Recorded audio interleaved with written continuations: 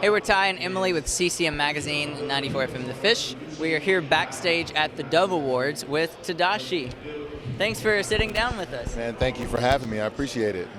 Now, is this your first time at the Dove Awards? This is actually my third time at the Dove Awards, my second time to perform. Okay. Yeah.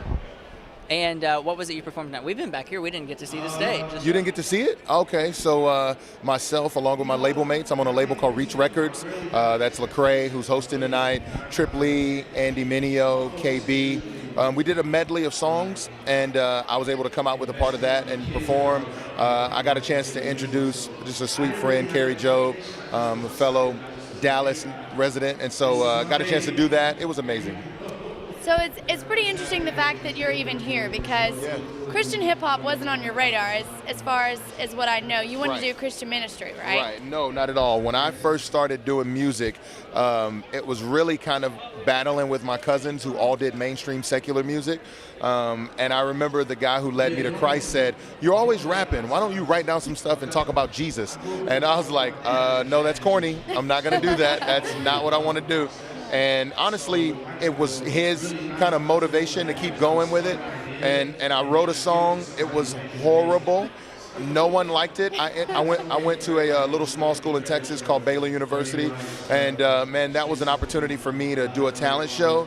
No one liked it. I got 4th out of 4. It was just bad. But what it did was bring distinction. And I knew if this music could bring distinction to my walk, it could do so to a genre, to a culture, so forth and so on. Right. So you've come a long way since then. You've released 4 albums since Reach Records, and then your most recent album, Below Paradise. I mean, you're really revealing a lot of things in this album. Yeah.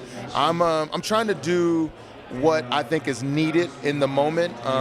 For me, my moment came last year when my 1-year-old son passed away, and that was really, literally the hardest moment of my life. And I didn't want to do music and be ingenuine. I really wanted to say something that mattered, and in the moment, I learned really quickly, when you become a part of this community of suffering and loss, even though we all know what it is to suffer, that type of loss, when you become a part of that community, no one talks about it. It's very kind of private and inward. And to me, what brought great healing is when I was able to express myself.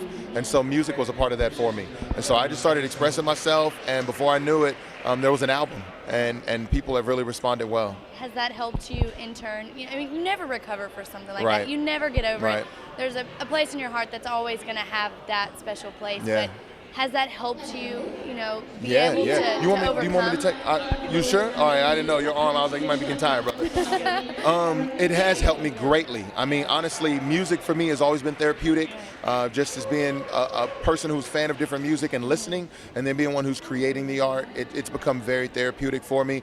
When I did my album Below Paradise, there was really no way to describe what I experienced for me except to say I'm below paradise. If heaven is the place where there are no more tears and there's no more sin and no more suffering, if heaven is the place where we will be able to enjoy God forever without any interruption, this place falls very short of that. And I felt the depth of that and everything that happened.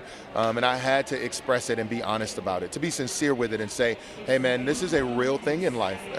When you watch the news, when you go to the store and just hear people share with you what they went through for the weekend or what's going on at home, your coworkers, I mean, so many people are telling you negative things, and we've been trained to kind of bring a positive spin to it. Like where I grew up, everybody would say, oh, it's all good. And so people like you'd be like, man, I just got fired, but it's all good. Like, oh man, my mom's sick, but it's all good.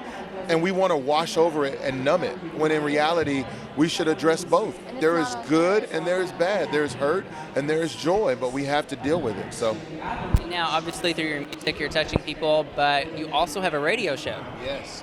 So I am blessed to be able to do a radio show. People tell me that I have a radio voice. I'm grateful that they don't say you have a radio face. There's a difference, and I'm grateful for that. But in light of that, I do a radio show. It's called Serium. It's a hip-hop radio show. It airs on engineradio.com, N-G-E-N radio.com. And honestly, really, it's a joy to do it because they're a station based in Houston, which is where I grew up, but I had the opportunity to let it go, worldwide over the internet as well.